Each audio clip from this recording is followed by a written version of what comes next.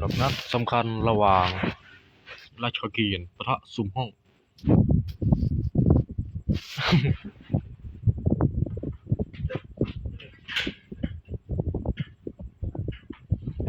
และจังหวะนี้ทีมไหนจะชนะ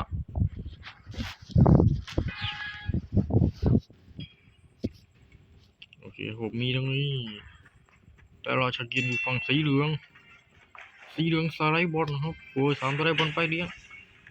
ไปเลี้ยงมาเรียบร้อยครับยิงวืดทางฝั่งของราชกิจเราใจเย็นครับใจเย็นมากอะไรของมึงเนี่ยราชกิจพยายามเข้าสกัดบอลแต่สกัดไม่ได้เพื่อนนี่ก็คือเบอร์3ของเรานั่นเองแล้วเบอร์3เลี้ยงไปยิงไปยิงปรากฏว่าไม่เข้าทำไงรีบแมงยังวะจังหวะนี้เข้าสกัดบอลแต่เดี๋ยวจังหวะนี้เบอร์3จะส่งหรือจะยิงเด็ดดูมันว่าเลี้ยงลบยังลงไม่ได้โอ้โหเลี้ยงลบเลี้ยงยิงโอเคครับทางฝั่งสีเหลืองนำสีน้ำเงินปาแล้ว1-0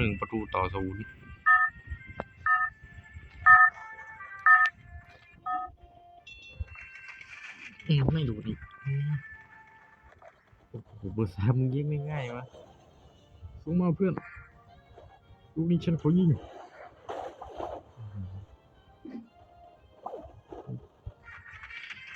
ไม่โดนไปนะเฮ้ยไปแล้ว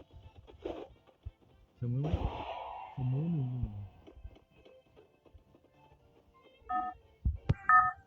จังหวะนี้เสมอราชาเกียน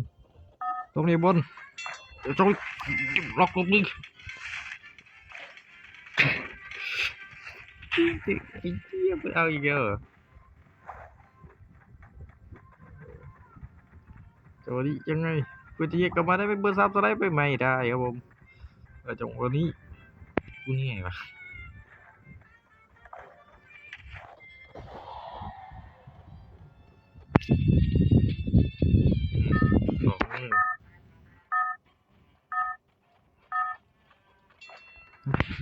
ไปฮะไม่โดนดิ3-0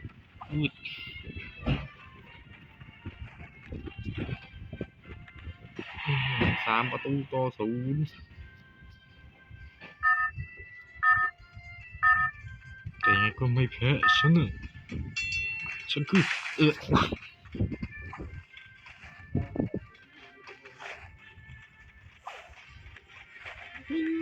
โอ้4-1ง่ายนะอีเวน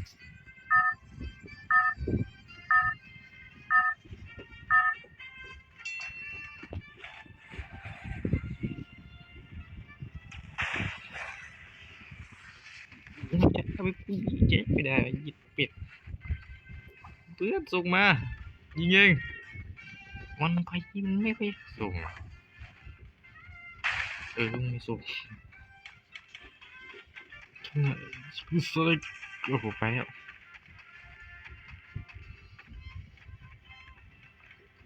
เรียบร้อย5-0 5-1นี่ไม่ขาด100ชัวร์มันไม่ส่งเฉย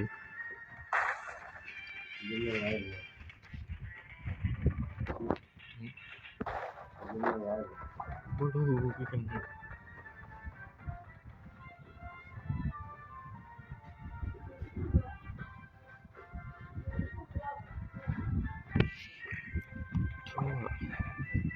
มึงจะยิงก็ยิงเด้อมึงจะลีลาครับซ้อนตีนอะไรก่อนดู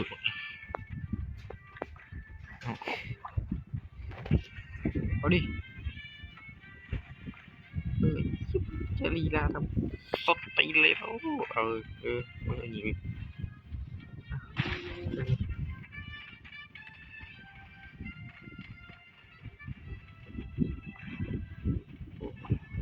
ล่นยังไงกับมึงดีดาเข้าไปเอ้า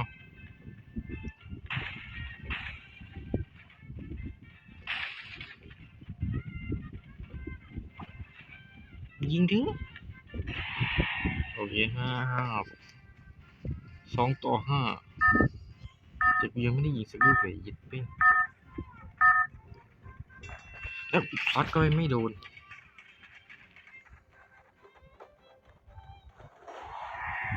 ประตูต่อ210-2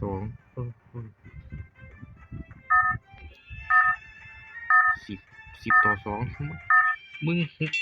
เอ้าไม่ได้บอลนี่ยัง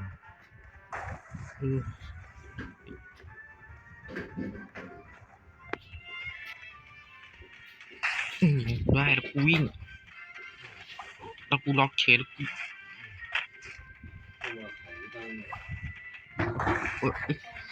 จะเอาเนี่ยมาเอาดิ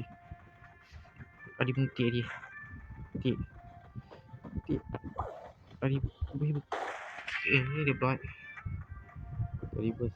3มึงยิงเข้ามุมหมายังมีไม่หรอเอากูแย่งไม่โดนด้วย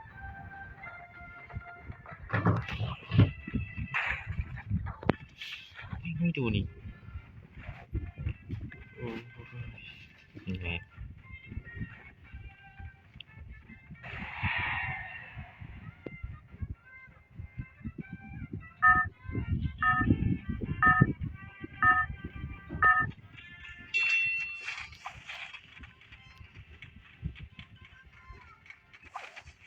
โอ้